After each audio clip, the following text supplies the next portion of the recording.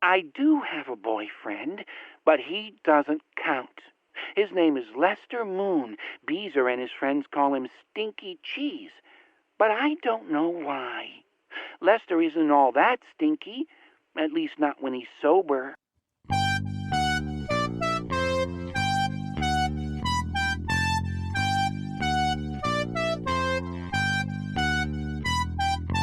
Help me in my search for knowledge. I must learn the sacred arts. Who dares to help me raise the one whose very name steals my heart? Astaroth! You are listening to Unscripted Moments, a podcast about propaganda. On this episode, we are discussing Come to the Sabbat, the secret track on supporting cast. Last Will and Testament fully fades out at 6:12 into track 12, and the secret track comes in at 11:07 with a very odd voicemail sounding recording, and then into the song. But what a lot of folks might not know is that the song originally appeared on a 2002 compilation double CD in Canada called Somebody Needs a Timeout, 41 Canadian artists doing songs for children. Yeah, that's right. The song was the last song on the compilation. Other bands on the comp included, but are not limited to, M. Coop and the Evils, Monine, I Spy, Greg McPherson, Blunders Spublic, Christine Fellows. The comp is a benefit compilation for the Dream of a Common Language music program in Winnipeg. So I tracked down this compilation a couple years ago whenever I realized that Propaganda was on it, because I was trying to be like a Propaganda physical media completist for a while there. And I think I have everything for the most part, except for the demo tapes. I can't track those down. But I did manage to get a copy of this double CD compilation a couple of years ago. And it's very difficult to find. I think there's one copy for sale on Discogs as of this recording, and I think it's around $40 plus shipping. So it's not that easy to find, but there are a few blurbs inside written by the people who put the compilation together. And there's an opening quote on the inside of the booklet that says, "We, as the musical community, have two choices: to allow our youth to be cut off from the cognitive and social benefits that music has to offer, or do something about it. Music is a moral law. It gives a soul to the universe, wings to the mind, flight to the imagination, a charm to sadness, and life to everything." And then it quotes Plato right there. So that's kind of cool. And then it also goes on to say, "Music has the unforeseen potential to awaken parts of our being that have remained asleep and unknown to us, like the eye's first waking glimpse of the sun's rays beaming in through the stillness of the morning. It can fill us with a sense of clarity, wonder, and hope for the clear days or dark nights to come." And then another says, "They are learning a language that can take to the furthest corner of the world and instantly communicate." So really cool quotes that open up the inside of that booklet. And then on the back sleeve that sits on the inside of the jewel case, it talks about the program itself that you mentioned. It says, "The idea for the Dream of a Common Language music program grew from a group of individuals who all shared a passion for music and who wanted to make sure that youth in the inner city had the opportunity to be fully exposed to all the benefits that music has to offer. This CD is an example of the efforts of many who have given their time and shared their music to help ensure that inner city music programs flourish in the city of Winnipeg. This CD is proof of the desire to make sure that musical instruments, instruction, and a place of refuge where young people can discover the music within them are made readily available. To any and all involved, whether you bought the CD, contributed a song, or are currently volunteering as a music mentor, thank you." And then there's contact information for James Ash, who put the compilation together on the inside of the booklet. But hilariously, as you very well know, Come to the Sabbat, talking about Satan and witches, ceremonial practices, is not exactly a child-friendly thing for a children's compilation. And Steve, on the inside of the booklet, so Propaganda's track is track 20 on disc 2, but it says track 20 and 15 minutes. So It says parental warning. Naturally, this song contains subject matter which may not jive with everybody. To listen to it, you must wait 15 minutes after the last song or fast forward if you are impatient. Don't say we didn't warn you. So, like, they wound up on this compilation for kids with Come to the Sabbat in 2002. And it says it was written by Widow, who is also known as Black Widow, who we'll talk about in a minute. And then it says recorded and mixed by Propagandy. So that's a little bit of detail about this compilation. And what's really the only reason I even knew about this is because this compilation came out in 2002, right? And this was really 7 years later on supporting cast. And I didn't even know about this compilation at all because I originally invited Beeve to come on the show to talk about this song. And he informed me that it predates his time in the band by a lot. And this song is also credited on Genius as being produced by Bill Stevenson, but the band made this song themselves in Chris's basement. So the Genius citation citing Bill Stevenson as the producer is not accurate. So those are some of the things that I was finding out with relation to this song's timeline, its appearance on the comp, its appearance on supporting cast, and where it fits in the status of the band as far as Beeve being involved in Propagandy. Not so smart now, a Genius website. Genius ain't so genius. So I was pretty pleased with that.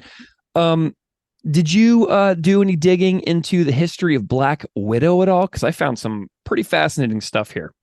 I did do some a bit of digging, but the stuff that you sent me is far more hilarious than anything I found. So let's roll with that because it's way better. Well, and then tell me as well after I go through some of this details, what you found as well, because I'm definitely curious, like how our experiences of looking into the history of this song and differ and are similar, etc. So if you just look on Discogs, you can find some very, very straightforward bio information. Black Widow, or Widow as they're called as well, were a British rock band formed from after the breakup of a band called Pesky G or Pesky G. Don't really know how to say it, but it's Pesky and then Gee. And they were formed in Leicester, England in 1969. And on account of their early use of satanic and occult imagery, including the symbolic sacrifice of a nude virgin on stage, apparently, the media, kind of compared them to Black Sabbath and stuff like that. And they had 3 albums. They broke up in 1973. And then original members Jeff Griffith and Clive Jones reformed to release a new Black Widow album in 2011 called Sleeping with the Demons, which I listened to the other day, and it's actually pretty good. So the band did a record as Black Widow in 2011, and you got to wonder how much Propagandy's involvement in bringing Clive on tour in the UK to perform Come with the Sabbat with them, how much that maybe inspired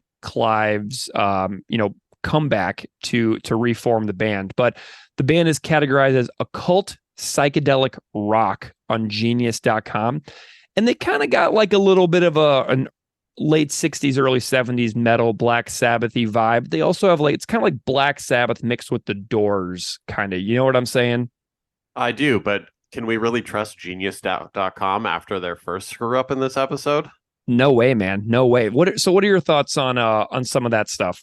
So I mean, it's all similar to what I found, but I also went and did like a deep dive in looking into band pictures of this band. Oh, cool. Did you happen to go look at their pictures or anything? Because they've got their look that they were rocking on those promo shots in the 60s was awesome. Man, I did watch some live performances. I found some live videos, so I know a little bit about the imagery that you're talking about, but does anything really stand out to you? Oh, they like you said, they very much got that whole Doors crossed with Black Sabbath vibe down. Their aesthetic, everything they've got going on is exactly that. Yeah. Yeah. So you mean like they're like physical dress and the Oh, image and stuff like that they're putting across? Exactly. Okay, sweet. Nice. Yeah, and the sound of the band is super fascinating because of their use of saxophones and flutes, which obviously Black Sabbath wasn't really doing. So there is a little bit of a variation there, and there's a lot more psychedelic kind of trippy stuff going on with Black Widow compared to Sabbath, in my view. I'm not a Black Sabbath expert by any means, but whenever I think about like the sounds coming out of my parents' records from like LA Woman and stuff like that, like Doors records like that, it seems like it's got a lot of a parallel to what Black Widow is doing in comparison with stuff like Black Sabbath was doing as well. Honestly, more rock bands need to get back on the flute train. Yeah, jazz flute. So there is a YouTube performance that I found of this tune that I really liked.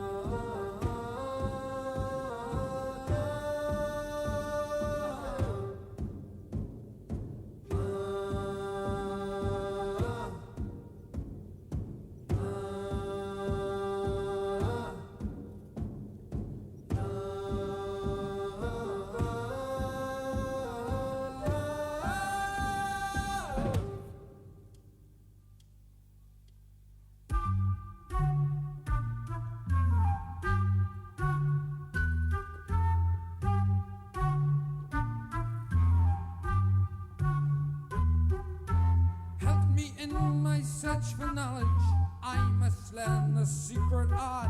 Who dares to help me raise the one whose very name stills my heart?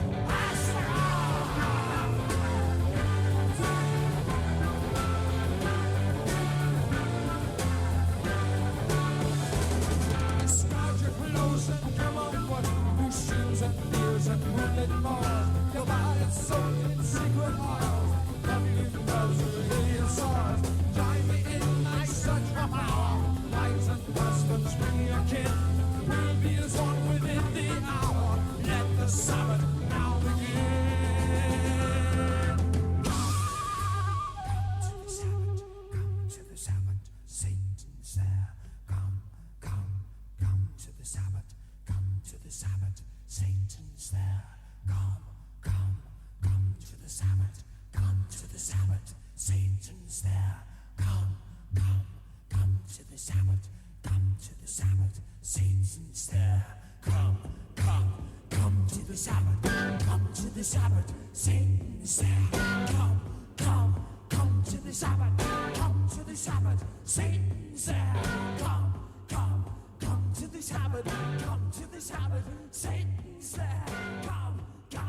Come to the Sabbath. Okay, they've got a really nicely performed full band YouTube performance with lots of trippy psychedelic 60s 70s imagery that almost feels like you're surrounded by like lava lamps and like tie-dye like wall tapestries and stuff like that, with a lot of like early 70s television visual effects.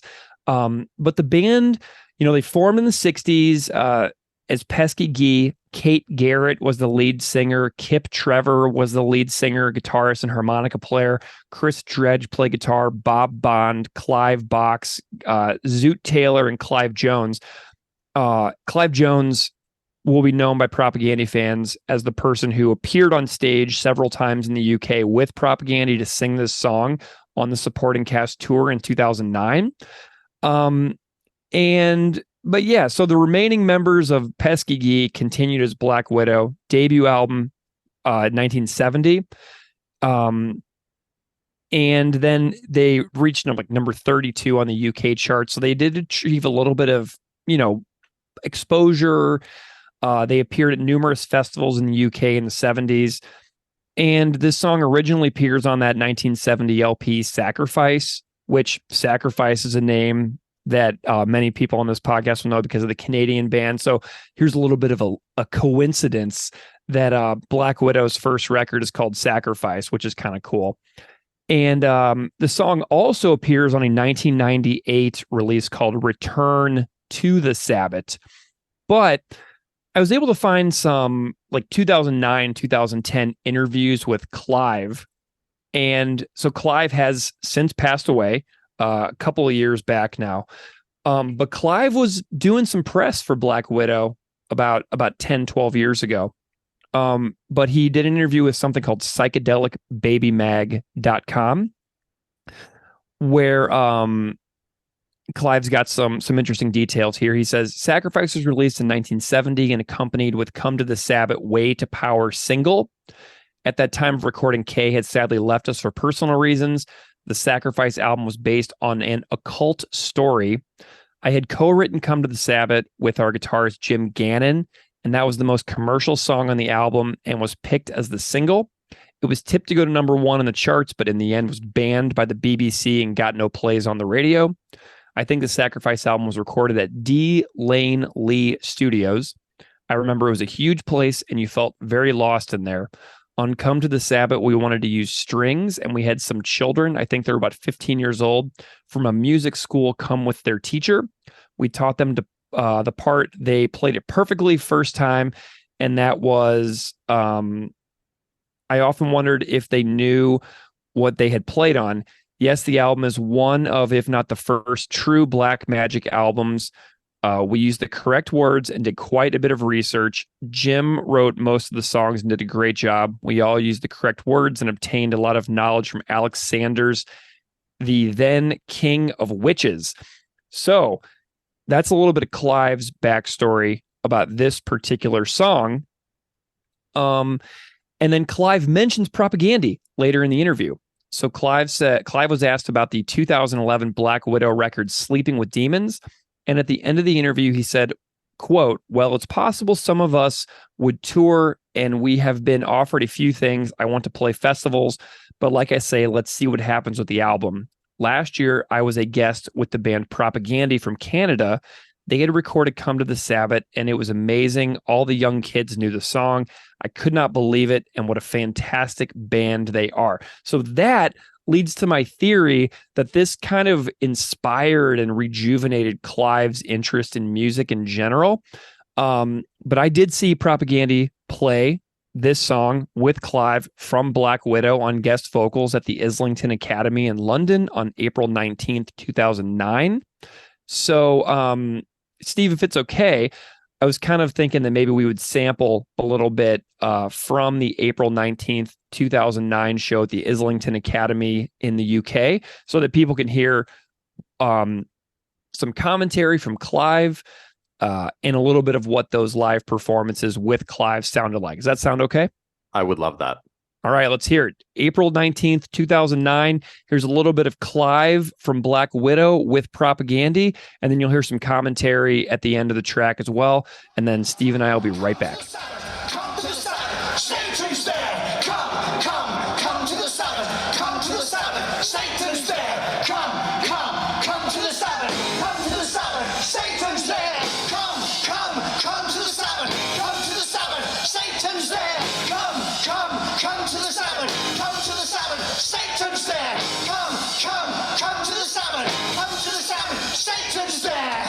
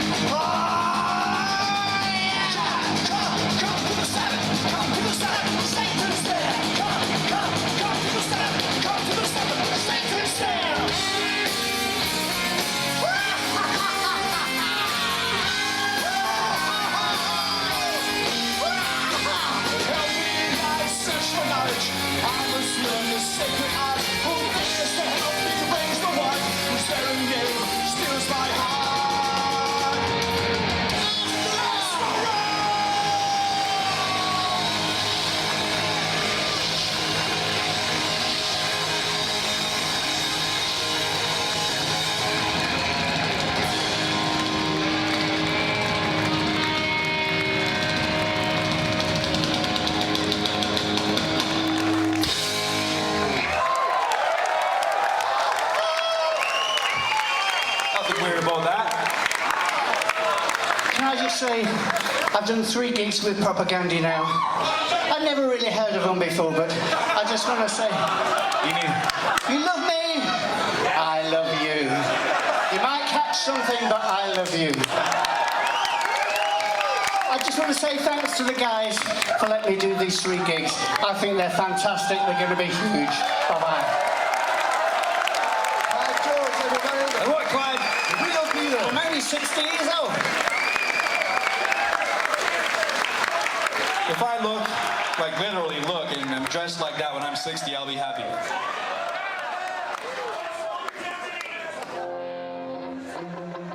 already look like that. All right.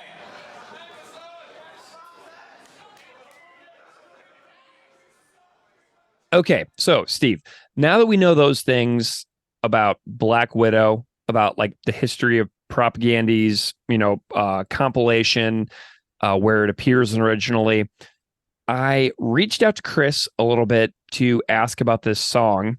I can't really imagine that Chris is going to do a Patreon episode about this song on his own show, so I figured that getting a little bit of commentary from him was not a bad idea on this one, just to see like, dude, why would you spend your time making this cover? If you know what I mean? Because it's not easy to record music at a high quality. I mean, there's a lot of, setting up and drum tuning and then getting sounds, and then you have to record the darn thing and learn it, and then you have to mix it and master it. There's a lot of work that goes into creating a cover. It's not just like, for a band like this, it's not just like plugging in a microphone to GarageBand like I do and then yelling your head off in your living room. There's a lot more that goes into it. So I kind of wanted to know a little bit about the why from Chris.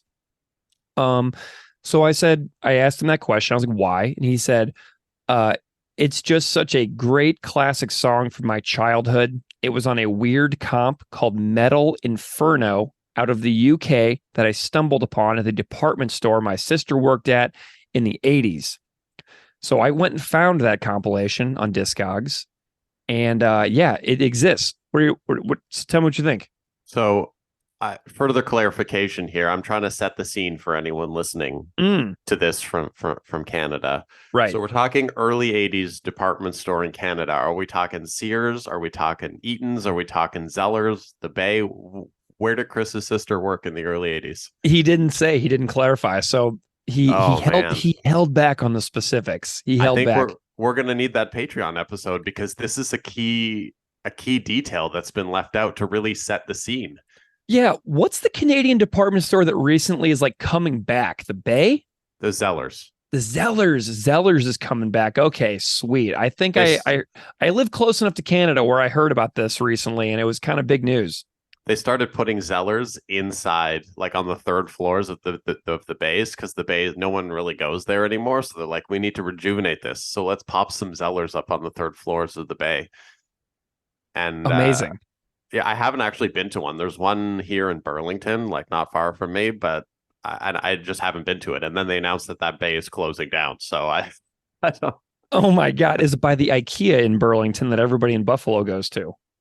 I'd say it's maybe a couple blocks from there for sure. Oh, wow. Okay, sweet. I drive past it every time I go up to Toronto. So, I was like really intrigued by this compilation, and it does exist. I went on Discogs, I found it, and other bands that are on it are Venom, Witchfinder General, Crucifixion, Cloven Hoof, Demon, Blood, and Angel Witch.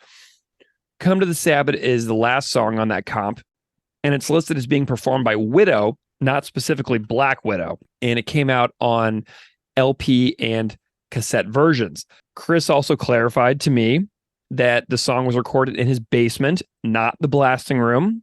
Bill Stevenson apparently had nothing really to do with it. I don't know if Bill and Jason at the blasting room did any kind of mixing or mastering or anything like that. But I know the band made this song themselves.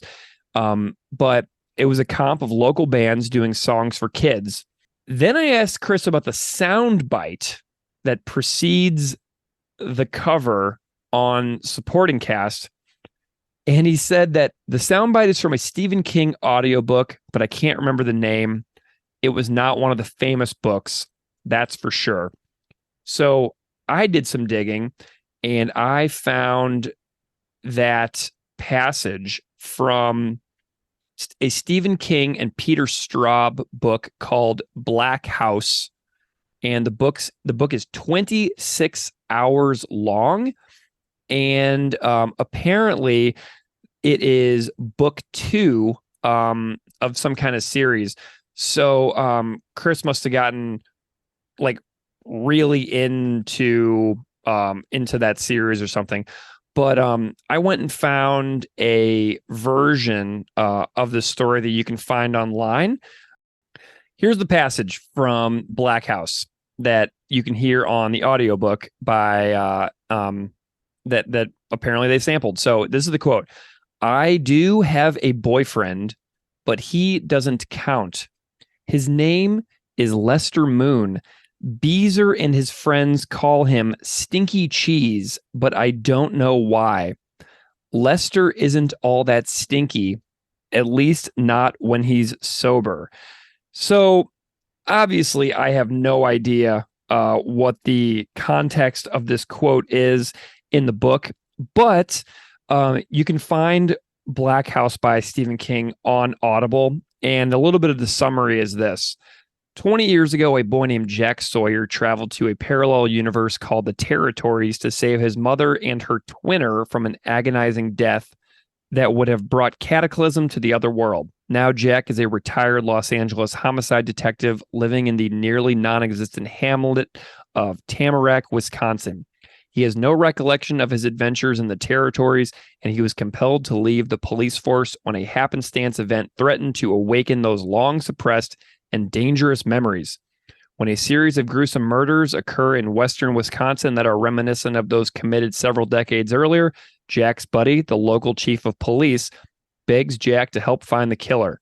But are these new killings merely the work of a disturbed individual, or has a mysterious and malignant force been unleashed in this quiet town? What causes Jack's inexplicable waking dreams, if that is what they are, of robin's eggs and red feathers? As these cryptic messages becomes impossible to ignore, Jack is drawn back to the Territories and to his own hidden past. So if that sounds interesting to you, that is where the audio snippet at the beginning of Come to the Sabbat comes from. And I don't really have a particular theory about why that's connected to the song in general, because I haven't read the book at this time. So there's that. I'm shocked that you didn't fully just read all the book before this episode. Well, I would have to read book 1 first. You know what I mean? I was willing to start and give it a go if it would not have been book 2. And I was just like, I can't even process this right now. We do not have enough time, etc. So anyway, so that's a little bit about what I found out from Chris. Thoughts or reflections on that before we move on? I mean, it's hilarious that he didn't remember which book it's from. We're talking about 20 plus years ago, though, you know? Oh, absolutely. But like, if I'm putting a quote from a book or whatever on one of my records, I'm probably going to remember what it's from. Good point. True. And to be fair, I did go and find it, and I told Chris, and he did confirm that was actually the correct title. So he's like, oh yeah, that's the one. So we did have a little nice fun back and forth about that. So yeah, that's where it comes from. I'm sure that many people would have been very curious because it's such an odd quote selection to start off a song about a totally separate topic in general. So it's just a really bizarre series of things. So many weird details about this song that I kind of feel is just appropriate to how weird the episode's going to wind up being, you know? If anyone out there who's listened to this has listened or read those books, just let us know if they're good. Yeah, well, seriously, I do have one past guest of this podcast, Jeff Owens from the band Goya, who was on our Super Bowl Patriot 36 episode as the guest and musical contributor. Jeff, I believe, has read almost every single Stephen King book, and I emailed him yesterday, but he hasn't gotten back to me. But Jeff knows a lot, so I'm hoping that Jeff will have some thoughts on this later. But yeah, so if you know any of this Stephen King series, let us know. But do you want to hear something really super crazy? Always. Somebody made a cover for this song. Wild. Like, I could not believe it. So our friend of the podcast, Pete Lee, who did a cover of Without Love on episode 88, is from the UK and did a full cover of this song. His cover is very much a cover of like the original Black Widow version. But seeing as he's a huge Propaganda fan and has been on this podcast before, I was like thrilled that he made a cover of this song. And I'm really excited to welcome Pete's musical contributions back onto the podcast. So I was thinking that before we break down the lyrics, we would hear a cover from a friend of the podcast and return musical contributor Pete Lee. So what do you think about that? I always would love to hear our contributors' music. Rock on. Well, you're gonna. So here it comes. Thank you to Pete Lee for doing this cover for us. Let's hear it.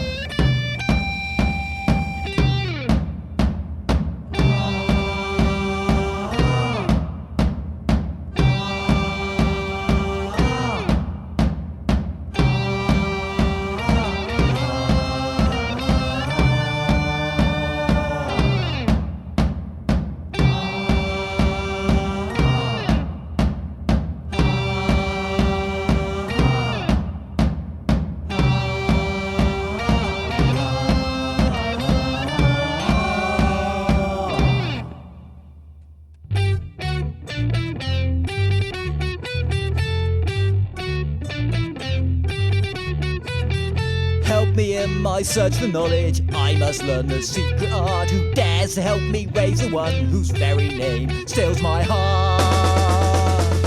After all!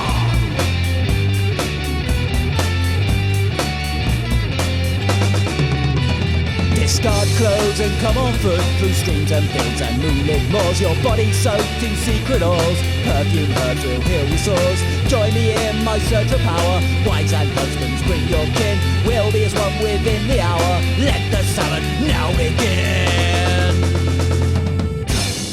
Come to the Sabbath, come to the Sabbath. Satan's there. Come to the Sabbath, come to the Sabbath. Satan's there. Come to the Sabbath, come to the Sabbath. Satan's there. Come to the Sabbath, come to the Sabbath. Satan's there. Come to the Sabbath, come to the Sabbath. Satan's there. Come to the Sabbath, come to the Sabbath. Satan's there. Come to the Sabbath, come to the Sabbath. Satan's there. Come to the Sabbath, come to the Sabbath. Satan's there.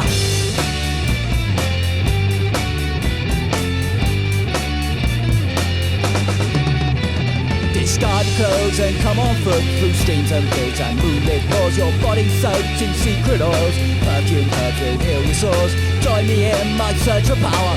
Wives and husbands, bring your kin. We'll be as one within the hour. Let the Sabbath now begin.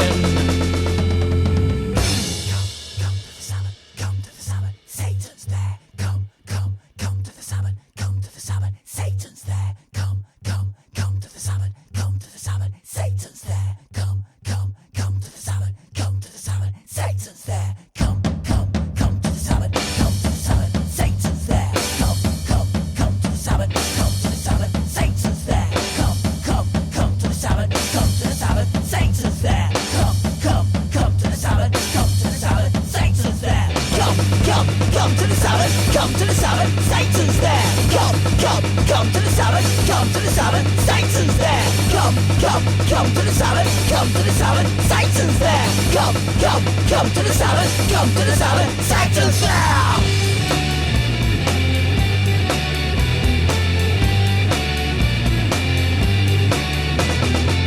Me in my search for knowledge, I must learn the secret art. Who dares to help me raise the one whose very name steals my heart? After all!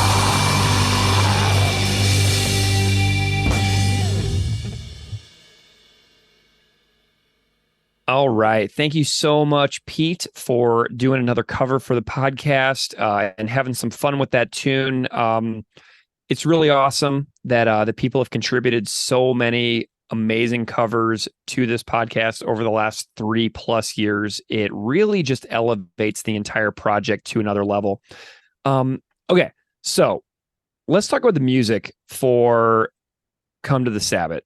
I'm curious, Steve, you play a little music more than me. And the original and the propaganda version have some pretty distinct differences. So I'm just curious about your listening experience for these two versions. So, I mean, who doesn't love the flute in the original one? Mm-hmm. It's awesome. Mm-hmm. Um, the original one, again, it just has a really cool vibe to it. I really like the original version. The propaganda version, I mean, it's not bad. It's hilarious. Yeah, But I actually prefer the original version better. I do too. The propaganda one, so the original has that really cool flute intro with like just the drum toms with boom, boom, boom, boom, boom, boom, boom. Bum. It's just got that really mellow feeling, very, very brooding, very psychedelic, and it's got that chanting vocal intro that the propaganda one doesn't have. So the Black Widow one kind of lures me in with almost this like lullaby-ish chanting in a way. Feels very ceremonial, feels very specific with regards to the topic and the content. It feels like a group of people doing a chant together to kind of get themselves into like a specific mental headspace. And Propagandies replaces the flute with like a piano or an organ or something like that. Does that sound right? Yeah, that sounds right. So I don't know. I do prefer the vibe of the original because it just feels like what Clive was saying in that interview that I quoted from earlier. Like they were trying to set a particular tone and mood to resonate with the content so that it was accurate. So I feel like Propaganda, their sole objective for this was fun and humor, and Black Widows was trying to be way more specific with regards to the topic and tying the content to the performance as well. I feel like they both actually nailed what they were trying for on it, though. Totally. That's the cool part about it. Like the song it's a good song, but it also is effective done both ways. Yeah. And I mean, honestly, Propagandies is the gateway. So it's kind of like that. It's like a gateway that brings you in. Like I remember one time I heard somebody talking about that Offspring when Offspring did the song Total Immortal, and then people were like, yeah, that's actually an AFI song that Offspring was covering. So these covers are always so useful because I never in a million years would have heard this song without Propaganda. You know what I mean? So opening me up to this other band, these other sounds, these other styles of music that I never would have found on my own. It really is wonderful. So many bands open you up to being fans of new stuff. Like I listen to Sacrifice pretty regularly now, and I never would have done that. Propaganda opened me up to No Means No. They opened me up to SNFU. So there's a really, really awesome way that both versions give us something different to like satisfy like that musical fandom. But one opens the door to the other, and then both give you different vibes that help you appreciate what is possible within music and like different musical performance realms. I'm a huge advocate for bands doing cover songs. Not like, and again, like don't if you're like a current band, don't give me a cover song of a song that's also popular at the same time that you're doing it. Like go deep into the archive. But I think it's important for, when bands put out cover songs of artists that their fan base may not necessarily know, I think it's important to kind of, do that homage thing. Yeah, and where I was in like middle school and like early high school, whenever like MXPX was like doing those covers records, or like Newfound Glory was doing like the musical the covers from like famous music and movies, um all that stuff, it serves a purpose, and helps people kind of like pay tribute to things that they love as well. So it's just kind of fun to think about and talk about. Yeah, that never-ending story theme cover is spot on. Amazing. I haven't thought about that in so long. Or remember when like this may be not out of your wheelhouse entirely, but my friends and I nerded out so hard about that Real Big Fish cover of Take on Me. Oh yeah, I remember that. Oh my gosh. So it's totally like stuff that you never would find on your own, that just gets brought into your life at the perfect time and place by certain bands. So I love that kind of stuff. You want to chat a little bit about the lyrics of this song? Because there's a lot. Yeah, I think the lyrics are going to be interesting. Yeah, so we've got this this opening verse here. Help me in my search for knowledge. I must learn the secret art. And I think that the propaganda version switches for sacred. There's like secret or sacred art. Who dares to help me raise the one whose very name steals or sears my heart? Astaroth. So there is a really important name here dropped. Who is Astaroth? Astaroth in demonology is known as the great Duke of Hell in a hierarchy with Beelzebub and Lucifer, part of something called the Evil Trinity. Astaroth is most likely named after a Near Eastern goddess called Astarte, and the name Astaroth is derived from that of 2nd millennium BC Phoenician goddess Astarte, who is an equivalent of the Babylonian Ishtar. And as a former 10th grade English teacher myself, who taught the Epic of Gilgamesh many, many years, many times in a row, Ishtar, who appears in the Epic of Gilgamesh, immediately caught my attention. There's also another related Sumerian deity called Inanna. So Astaroth is mentioned in the Hebrew Bible in plural and singular forms. And there are biblical references to Astaroth in 1 Kings, Judges, 1 Samuel, 2 Kings, Deuteronomy, Joshua, 1 Chronicles. So there's a ton of biblical references. So for example, here's a quote from Deuteronomy, book 1, verse 4. This was after he had defeated Sihon, king of the Amorites, who reigned in Heshbon, and at Edrei had defeated Og, king of Bashan, who reigned in Astaroth. So there's a reference. Here's from Joshua 9:10. And all that he did to the 2 kings of the Amorites east of the Jordan, Sihon, king of Heshbon, and Og, king of Bashan, who reigned in Astaroth. Here is Joshua 13:31. Half of Gilead and Astaroth and Edrei, the royal cities of Og and Bashan. This was for the descendants of Machir, son of Manasseh, for half of the sons of Machir, according to their clans. So there's apparently it sounds like there's a city as well who's listed here. Hey, Greg here. Just wanted to jump in for a second because as I was listening back to this section, I realized that I didn't really pick quotes that I felt captured the Astaroth details from this song, and I wanted to add a few more quotes. So I'm on a website called BibleGateway.com, which I've used in the past because, as many of you know, I teach religious studies for a high school, and so this is kind of an area that I wanted to dive into a little more deeply. So if you go in and you search the keyword Astaroth, a ton of quotes come up. But whenever Steve and I were recording in the moment, things just kind of, go at their own pace. And I picked some quotes that I didn't really feel were useful enough. So let's go through a few more.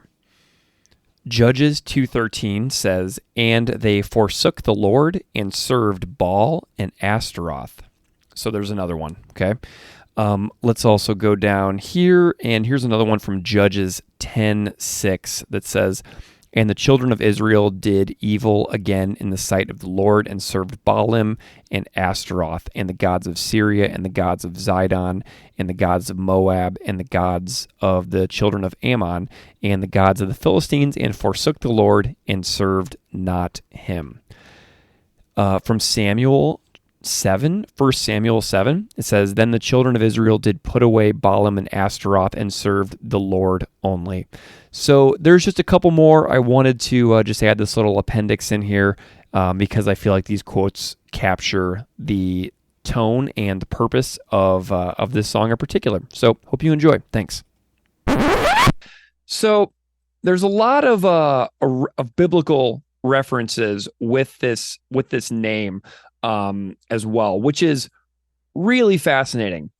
So I was kind of like nerding out and like digging into some of the biblical references, like a little bit of the history within demonology, some tying to different cultures and traditions that are, pre what we know as the Bible now. And I found that very brief connection to the Epic of Gilgamesh to be pretty fascinating too.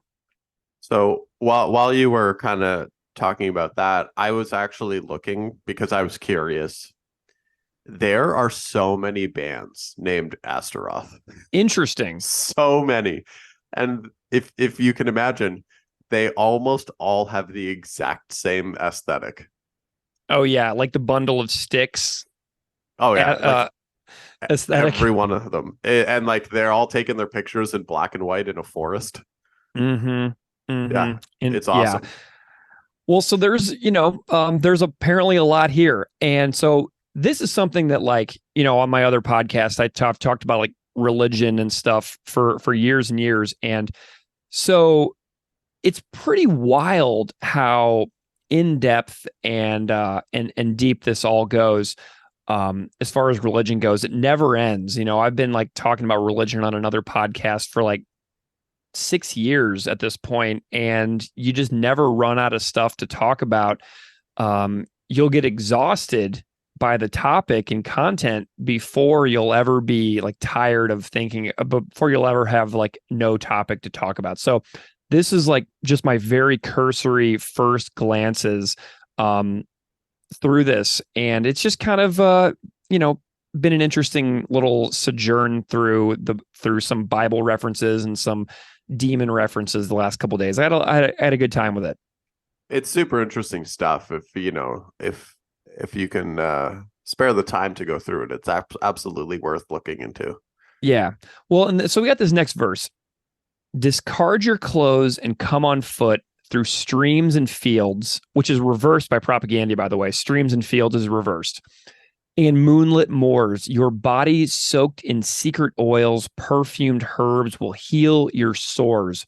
Join me in my search for power. Wives and husbands, bring your kin. We'll be as one within the hour. Let the Sabbat now begin." So it's a group of people traveling to a spot to all convene for what is known as a witches' Sabbat. Okay. So what is a Sabbat? Is it a Sabbath? Is it a Sabbat? Are those things the same? Are they not? So Merriam-Webster dictionary defines Sabbat as a witches' Sabbath and any one of 8 neo-pagan religious festivals commemorating phases of the changing seasons, cited in an article on The Conversation by a author named Helen A. Berger. And Berger writes, most often these rituals, a part of Wiccan spiritual practice, celebrated the cycle of the seasons in 8 holidays called Sabbats. So Sabbat and Sabbath are not the same thing. A Sabbat stands for a myth related to meetings of witches. Sabbath is used to refer to the 7th day of the Jewish week. So if you ever see this song spelled as Sabbath with an H, for example, there is a Merciful Fate song called Come to the Sabbath with an H on the end. It is literally referring to the day of rest from the Bible. So Come to the Sabbat with a T on the end is referring to a witches gathering, where, and apparently in this particular ritual, they are raising Astaroth, and a Sabbath with an H on the end is saying, "Come to my day of rest." So there's a major distinction there between the two. Did you ever watch the television program Charmed? I did not know. So when you sent me this stuff, I was going through it and I showed it to Zoe, and she said, "Oh, this sounds like something they would discuss on Charmed." Is Charmed a show about witches? It is, but I never watched it. So again, if anyone out there, I mean, the guaranteed people that listening, someone Oh yeah, who's listening has watched Charmed. yeah. Please let us know if this was discussed on Charmed. Absolutely. So we've got a major distinction there. You know what I mean? It's such a similar term, Sabbat and Sabbath, that just, distinguishing the differences between the two. I actually had a really nice conversation with a friend of mine who is a professor of religious studies at a university, and we were having a blast chatting about this. And then I sent my friend down a rabbit hole as well, finding all kinds of books related to this topic. So it's a deep, deep well. Like Steve and I, you and I are like in a little rowboat right now, like rowing across a lake, talking about this on the most superficial levels. But if we wanted to like examine these like ceremonies and gatherings and rituals, we would have to like put on scuba gear and like dive into the lake and see what's below the surface of the water. So this is just a cursory surface level glance of you and I talking about something that has like, centuries of history behind it, that we're just now barely touching on. So don't take anything we're saying right now as like any kind of statement of expertise regarding any of this stuff. This is just our surface level explorations out there. So if anybody out there listening has any additional commentary, we are totally awesome and open to all of that. And I love like when people send me stuff and I can like put it in the Instagram stories or something like that and call it like an episode appendix. Here's a little more detail on what we were talking about in the episode. So if you have any thoughts and comments that you really want to share, let me know and I will share it for listeners out there on social media. So yeah. Please do, because Scuba Steve sat out this deep dive. Nice. Well, okay, so we got some lyrics here. Come to the Sabbat, come to the Sabbat, Satan's there. And then there's like screaming in the propaganda version, which is like amazing and hilarious. And I love it. Discard your clothes and come on foot through streams and fields and moonlit moors. Your body soaked in secret oils, perfumed herbs will heal your sores. So, there's also some propaganda, hilarious, kind of like almost like a vibrato vocals where they go later on to let the Sabbath now begin. And they do these like vocal effects. And it is absolutely hilarious where they put some emphasis on the word begin. And then come to the Sabbath. Propagandies is clearly more humorous and fun. Black Widows is a lot more brooding and very chanty in the way that they're chanting it. So like Black Widows is really interesting because when they do come to the Sabbath, they're whispering it. Come to the Sabbath. Come to the Sabbath. Come to the Sabbath. Satan's there. Come to the Sabbath. Come to the Sabbath. Satan's there. Come to the Sabbath. Come to the Sabbath. Satan's there. Come to the Sabbath. Come to the Sabbath. Satan's there. Come to the Sabbath. So it's really different compared to Propagandy's singy version, and Black Widows is very chanty. But then both versions really speed up in the end. They've got this like tempo raise where it like speeds up. There's fantastic like comedic screaming that almost kind of reminded me of Humane Meat in the intro to Humane Meat. So there's and then there's a really great closing scream in the Propaganda version where they scream Astaroth and then they have like a super wicked guitar solo. So there's a lot in these versions that is like really, really fun to digest. So two things. First thing, I love in the Propaganda version, the way Chris says Satan. Yeah. Yeah. The way he says Satan is awesome. And Satan. Number two, so this originally came out in 2002 on that comp. Yeah. But was it recorded in 2002 or did the recording predate 2002? I think it's 2002-ish. The comp, let's see, let me look at this compilation CD booklet here. It does say 2002 Campfire Records. So it had to have been pretty close to that period of time. So, 2001, 2002, probably something like that. So in terms of who actually played on the Propaganda version. Yeah, this is a trio. So Todd, Chris, Jordan, Okay. Yeah. So this is I mean, I could be wrong. Who really knows? Like, Did Todd actually play, or does this predate Todd? In no, terms of Todd joined in 97, 90, but 96. 96, but did they so I guess they were my thinking was, did this funny joke song record in Chris's basement pre Todd's joining? Did I they don't record know. this at the same session as the Venom session? Chris told me that this was definitely recorded in his basement in the email that he sent me about the song. Okay, so this was basement and the other one was attic. Yeah, because the Venom cover was recorded with Chris and Jord only in an attic, and Jord on an electronic drum set. So this one I think is a little bit elevated as far as like their performance goes, and I do think it's the later generation, post John K. Samson. Okay. Probably post Empires by quite a bit too. Yeah. So I get the impression it's likely a 2002-ish, but without Chris like specifically confirming that, there's really no way to know. So maybe, who knows? Maybe I will inspire him to do an episode on some of his other stuff. But we have talked about the band, about a lot of their covers. Like Jordan and I talked about 2 government issue covers, and then the global genocide cover. And then Chris and Keith talked about the Code of Honor cover, and the Concrete Blonde cover as well. So we've had a really good time talking about covers. Like I said earlier, I invited him on the podcast to say all this stuff himself. Oh well. Yeah. I love hearing bands talk about songs that they cover, because there's almost something different about the way they talk about the songs rather than them talking about their own songs, because they're obviously fans of what they're talking about. Yeah. And it's more of like an impartial thing. So I really enjoy that. Oh yeah, totally. Like my favorite interviews with Chris are the ones that Keith did about the covers, and then the interviews that I did with him about his A Catastrophic Break with Consensus Reality covers.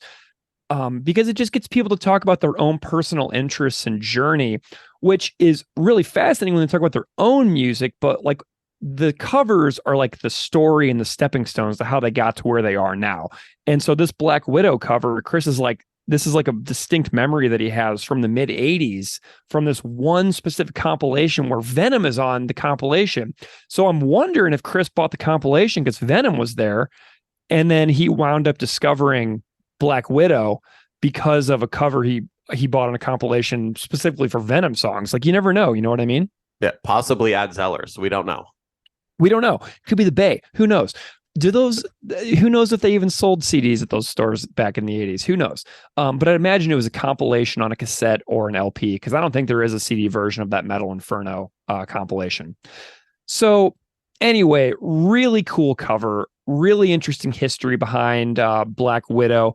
Really crazy that I got to see one of only a handful of shows where Clive, the flute player from Black Widow, got to sing with Propaganda on stage doing this song live in England. Like, I can't believe that I was there. And Frank Turner, the UK singer-songwriter who I interviewed like on episode 13, he was there too in the same room with me before he got like to be like a internationally known singer-songwriter recording artist. So it's just really amazing that I actually got to witness this cover being performed with Clive. Because when I watched the video from the show that I was at, I was scanning the crowd to try to find myself, but it was recorded on like a 2009 digital camera, and it just gets pixelated when it moves quickly. It's not like today's cameras where like I would have been able to pick out my own face. Because I was like 6'5", you know what I mean? You can see me in the crowd in any video that pans a crowd. So I was like, oh God, where am I? But it was just slightly too pixelated when the camera was moving through the crowd. But it just took me right back to that moment standing in Islington Academy in 2009, watching this show.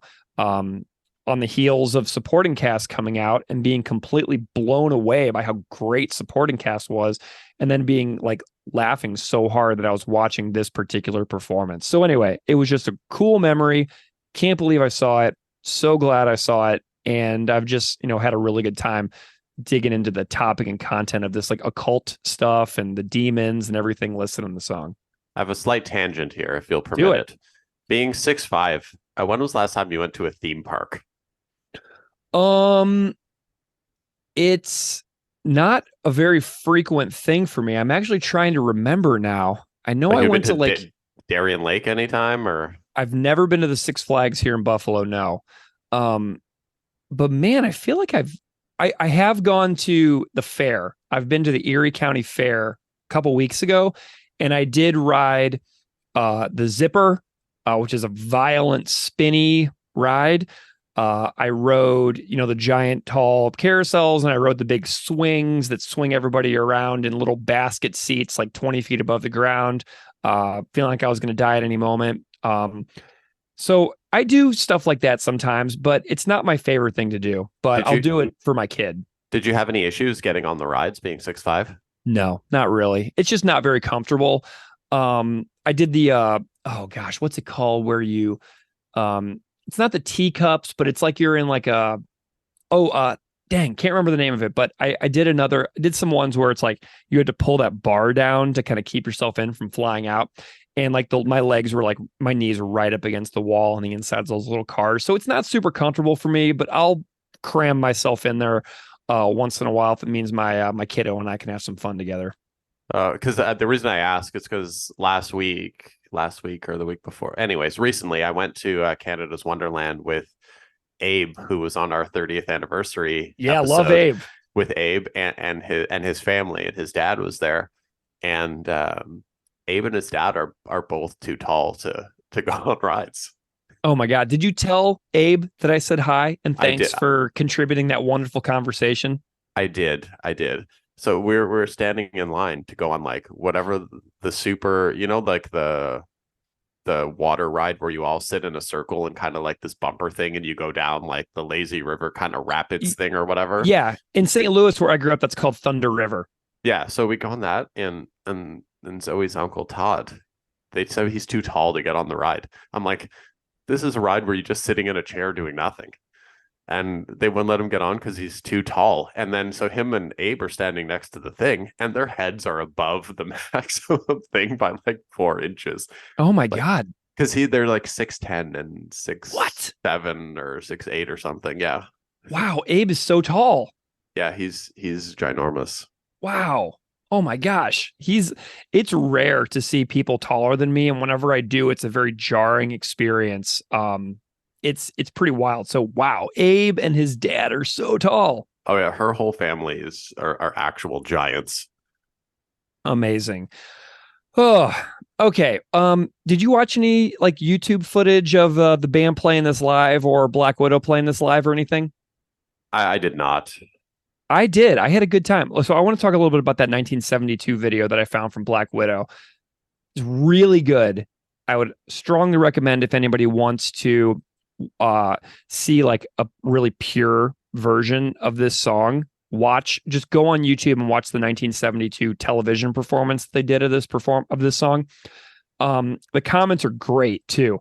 Someone in the comments wrote, "I'm so grateful that this is my grandpa singing. I love you, Tata, Kip Trevor." So Kip Trevor is the vocalist for Black Widow. And Kip Trevor's grandchild comments in the YouTube video about their own grandpa singing. What an amazing comment that was to find. That's awesome. Good for Tata. Yeah. Somebody else wrote, "Proto doom occult rock at its best. Approved." Someone else said, "I grew up in Leicester and knew a couple of the band in the earlier days. Talented musicians. I did a gig with them at the Marquee Club in London towards the end of their run in this band. I believe some are still involved in the music business." Someone else said, "The slow and hypnotic entrance of this song makes me think of entering a dark black valley surrounded by dark black mountains and a dark black night. Then the voice breaks in and the nightmare comes to an end." Cool comment. Someone else said, I remember first hearing this at a rock pub. The DJ put it on, and at first we all thought, what the hell is this? Then the verse kicked in. I just remember beer being spat out and a complete shock on our faces. Afterwards, we just sat there wondering what the hell we just listened to, and the DJ had a big smirk on his face, managed to get the album, and every time hearing that song, it brings it back. And then one more. I love these guys, and I was a long while a pen pal and online friend with the late flutist songwriter for the band, Clive Jones. I wrote to him almost every day after 2007 up to the day he died a few years ago from cancer. He made me promise to keep posting his songs on Facebook, so I keep sharing all the Black Widow albums. I love Black Widow. I love all occult 1970s rock and Black Sabbath and Doom style stuff and Coven too, and all modern Doom metal. I love all the spooky metal and classic rock, and I love Salem, Mass. So really committed commentary and followers and people who like this band might not be like super big and popular, but like it appears like the people who like them like really love them. So it's kind of one of those kinds of neat bands, you know. There's no casual Black Widow fans out there. Yes, exactly. And I did find a whole bunch of covers of other people who have performed this. So if anybody out there is curious to hear other bands performing this, there is a version from a band called Death SS.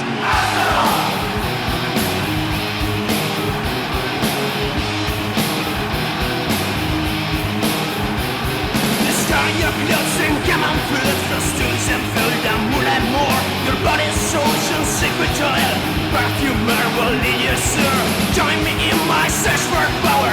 Ways the nostrils bring your kin. Let us be within the hour. Let the Sabbath now begin. Come to the Sabbath. Come to the Sabbath. Satan's there. Come to the Sabbath. Come to the Sabbath. Satan's there. Come to the Sabbath. Come to the Sabbath. Satan's there. Come to the Sabbath. On an album called In Death of Steve Sylvester. So the SS and Death SS stands for Steve Sylvester. The band Death SS version appeared on an album originally called The King of Witches, a tribute to Black Widow, which came out in 2000 on double LP from a label in Italy. So there is a full tribute record to this band out there. Another is by a band called Bewitched on a split they did with Marduk in 1996.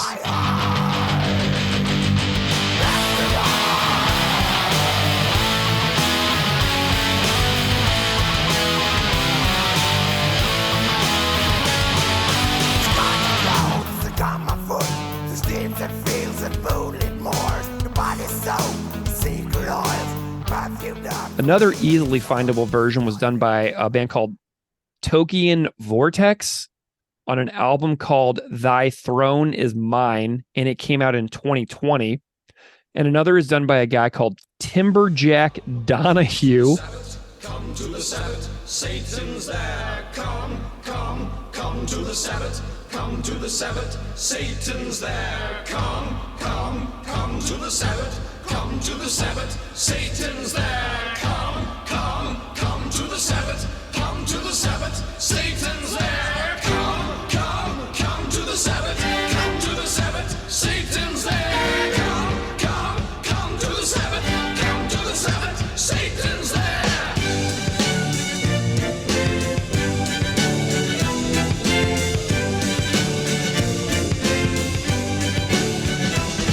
Discard your clothes and come on foot. Strobes and veils and moonlit moors. Your body's soaked in secret oils. Perfume herbs won't heal your souls. Join me in my search for power. And it's actually pretty good. I love that name. Seriously. Yeah, it's like Kennesaw Mountain or whatever. It's something like that. So, and then another band is by a band called Bloodthirsty Demons. And a really good one is by a band called Flummox, and that one came out in 2020, and that one's actually my favorite. So my favorite of the other version we found is by a band called Flummox. And the last major one I found is by a guy called John the Postman. And I got so pumped because I hadn't listened to Merciful Fate in ages, and then I saw Come to the Sabbath with an H on the end on Don't Break the Oath track listing, but it's a totally different song. So the Merciful Fate version has nothing to do with this Black Widow version. And then there's another one called Come to the Sabbath, which is a totally different song by a guy called Paul Roland, and it's pretty good. So I was diving back and forth between Come to the Sabbath and Come to the Sabbath songs, all through Apple Music. So I had a really good time with it, but I think my favorite's by Flummox. So do you prefer the Come to the Sabbath songs or the Come to the Sabbath songs? Well, the fact that like when you're saying come to the Sabbath with an H on the end, you're like basically saying come to the Jewish day of rest. It just didn't really make a whole heck of a lot of sense to me. So I had a hard time getting past that. So I kind of prefer the Witches Sabbath, come to the Sabbath, or come to the Sabbath songs from like the Black Widow. I don't know. I love, Merciful Fate's great and King Diamond's awesome. But for this particular one on this particular topic, I'm going with the Witches Sabbath version. I think that's the right call, to be honest. Yeah. But there's a ton of covers out there. So if you want to hear it, check it out. But, some of my takeaways from this one is that so much of music has these tiny little nuggets of research that are possible. That's one of the most shocking takeaways from doing this podcast in general is like how far you can take your research. Like I could have read about Astaroth for another 6 months and we could have done this episode then. But just a little peek behind the curtain, so to speak. And that's just kind of my big takeaway is how much is possible to learn if you digest what other people in music are singing about and saying in their music when there's actually like a substance behind the lyrical content. I'm excited that this spawned into me now going to listen to possibly 10 to 12 different black metal bands called Astaroth. Dude, you never know what door opens up. And if you find any black metal bands who are unproblematic, in a variety of social issues, please do let me know, because I do enjoy black metal, but it's also very difficult to identify which bands in black metal are people that I don't really want to associate with. You know what I'm saying? Man, it is so hard. So if you find any good ones, feel free to let me know, because I do enjoy that musical style from time to time. They should start having like when you look up a black metal band, they should say, okay, cool to listen to or problematic. Like there should just be the disclaimer on whatever streaming music app you're listening to it on. Be like, hey man, you should probably not let everyone know you're listening to this. Exactly. All right. Well, Steve, do you have any kind of rating issue with regards to this song as far as like Propaganda goes? I know it's a cover and rating covers is like kind of bizarre, but I'm curious where you're landing on this one. So I'm actually going to change this one up slightly, and I'm going to rate both the original version and the Propaganda cover. Ooh, fun. Do it. So the original version of the song by Black Widow, I'm going to give a 3.5. Okay. And the Propaganda version, I'm going to give a 1.5. Okay. I'm with you on this one. I like that Propaganda made it because it opened my world a little bit to other musical styles. But if I'm ranking this as far as like other Propaganda covers go, this one is like way down the list for me. It's not really for me. I never listened to Propaganda's version of this song like for fun, like I would, for example, compared to like their government issue covers on the Victory Lap Deluxe Edition. Like those are like ones I listen to for fun. This one, not. So I'm gonna go as far as like Propaganda's covers go. I'm gonna give this one a 1. As far as like how I feel about it, I have a lot of respect for the original Black Widow. I can't imagine what it would be like to be a band in England in the 1960s and early 70s singing about Satan and witches' ceremonial practices. That's pretty bold, and likely ahead of the times, et cetera, et cetera. So I don't really have a ranking for the original one because I don't really know a ton about Black Widow's music, but I did have a listen to their 2011 LP and their 1970 LP Sacrifice, and I enjoyed both of them quite a lot. So if you're kind of into this style, go beyond this one song, give it a go, check out Black Widow. But Steve, that's all I got. How you feeling about the episode? I feel good about the episode. There's one more thing I would just briefly like to discuss is Totally. the use of the secret song. Mm-hmm. Man, I'm so tired of people doing that. Yeah. Well, it doesn't make any sense now because people aren't really buying these anymore. I'm holding a CD in my hand for everybody out there. I'm holding the CD compilation of the comp that the original appears on. People aren't really buying the CDs a whole heck of a lot anymore. So I think that secret tracks are kind of like gone as far as I can tell. But you know, it's definitely played out. As far as I can tell, no one really cares anymore. But yeah, it's really funny that this song appears as a secret track on two separate releases. So that's that's the story of this tune. I really look forward to, and I'm going to give a special shout out to the 30th anniversary version of Dookie, Yes. in which they released the secret song as its own track and Nice. not a secret song. Because when you're putting stuff on streaming, like my little complaint here is so AFI Black Sails got called in 6 days, like a 24-minute track on streaming where you have to scroll the playhead so far. I'm like, I'm never doing that in a million years. Like, let's be real here. Let's stop with let's put the secret songs as their own tracks on streaming service, not making us scroll the playhead because it's not happening. Yeah. And like you put that song on like a playlist or whatever, and now you have like a 10-minute gap on a playlist. Yeah, exactly. Because that's why I would never put Last Will and Testament from Propagandy on a playlist because it's got Come to the Sabbat on it, you know? So I am with you on that. I think that Come to the Sabbat should just be its own standalone track on streaming services on the end of the record, because a 15-minute and 15-second closing track on supporting cast on streaming is kind of a pain in the butt. So I am 100% with you. I am in favor of just separating them out for the new era of music and the way we all consume music now on streaming. So I'm with you, man. Like imagine you're in your car and you're on a road trip and you're driving, you put on supporting cast and and the last song finishes and you're driving and you're like, oh, now I got to pull over so I can put a new album on. Or you just drive recklessly like everybody else in the world and like hope you don't rear end somebody going 70 whenever you're scrolling through fast forwarding on this. Yeah. I mean, another argument could be made totally for removing Come to the Sabbat entirely from supporting cast on streaming and just releasing it as a single like they did with like the free John Hinckley stuff like that on streaming services. Like it's got its like John Hinckley and I Am a Rifle and Laughing Stock are all standalone singles on Apple Music.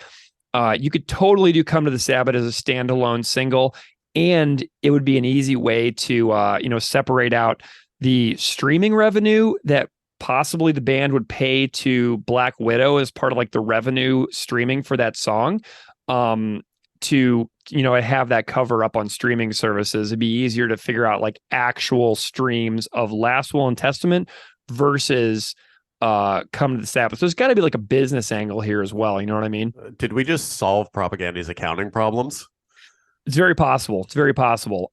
Because seriously, if you think about it, like because like I think on streaming services, bands that are the original writing artist get like writing credits for stuff like DistroKid. And so if DistroKid is like hosting a streaming service to like Apple Music and it's tracking the data for multiple songs, if you have Last Will and Testament written solely by Propagandy and Come to the Sabbat written solely Black Widow lumped together as one track, how would you ever divide out that revenue, if any actually even exists on streaming? You know what I mean? So how would you divide out who gets what if you're doing streaming revenue for cover artists? Like, how are they going to split up that 3.5 cents that they get from the streaming of that song? Absolutely. So I'm sure this one's a big money maker, and I'm sure this really breaks the bank, but it's just a great idea to separate this out and give it its own single next to I'm a Rifle and Free John Hinckley and Laughing Stock. I think that's just kind of a reasonable idea for how to make Last Will and Testament be the closing statement of this record, and end on that, because that is the last, like the name of the song, Last Will and Testament, that in and of itself, that should be the close of the record. And I think that Come to the Sabbath should be possibly removed from the streaming versions for the future and just stuck on streaming as its own single. Man, this was our like old man rant of the day. Yeah, man. We're all of a sudden we're like business people up in here. Oh, okay. Well, Steve, great chat. Awesome breakdown to Come to the Sabbath. I had a total blast. If anybody out there wants to get in touch, you can find us on social media at PropagandyPod, and you can find us on email at propagandipod@gmail.com. Steve, until next time, had a blast, and talk to you soon. Later. Come to the Sabbath. Come to the Sabbath. Satan's there.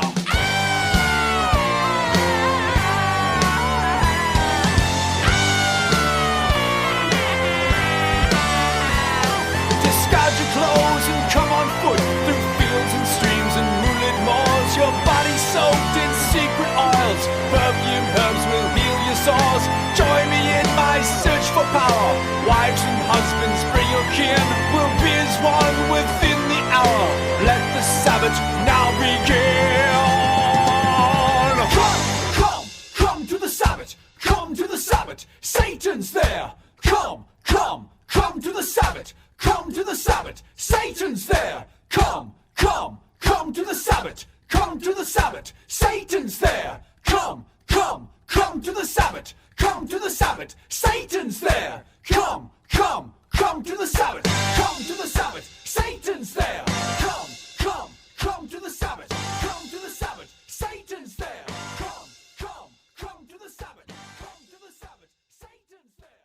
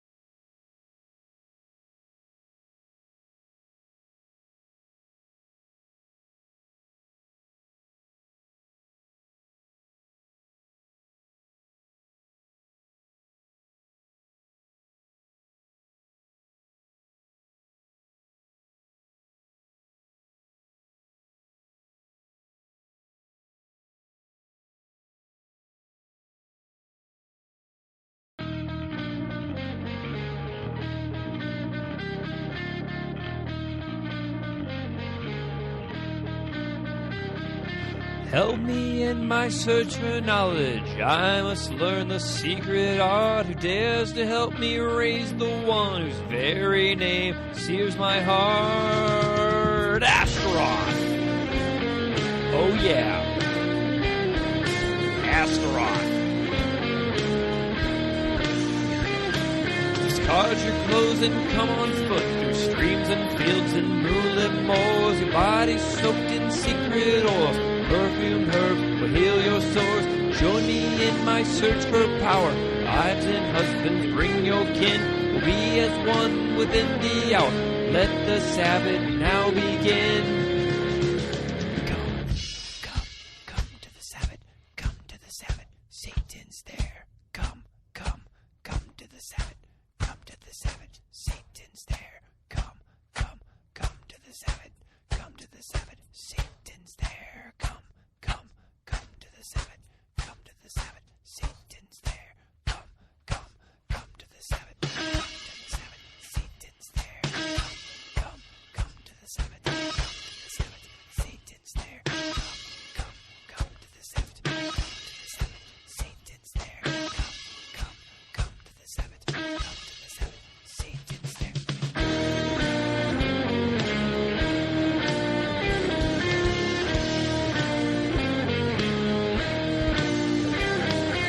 Pause your clothes and come on foot through streams and fields and moonlit moors. Your body soaked in secret oil, perfumed herb will heal your sores.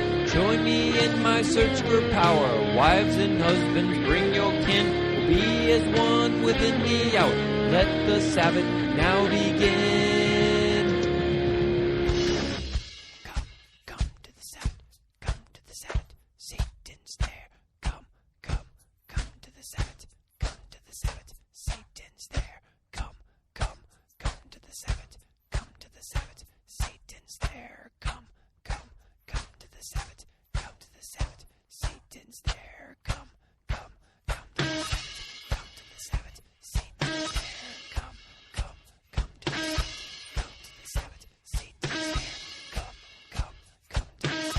Come to the Sabbath, Satan's there. Come to the Sabbath, Satan's there.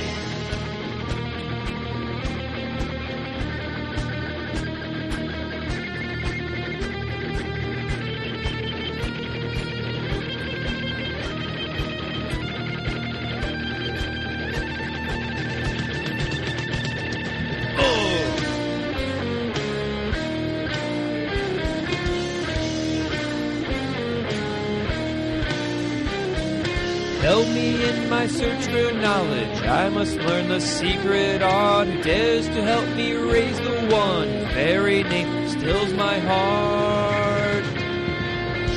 Master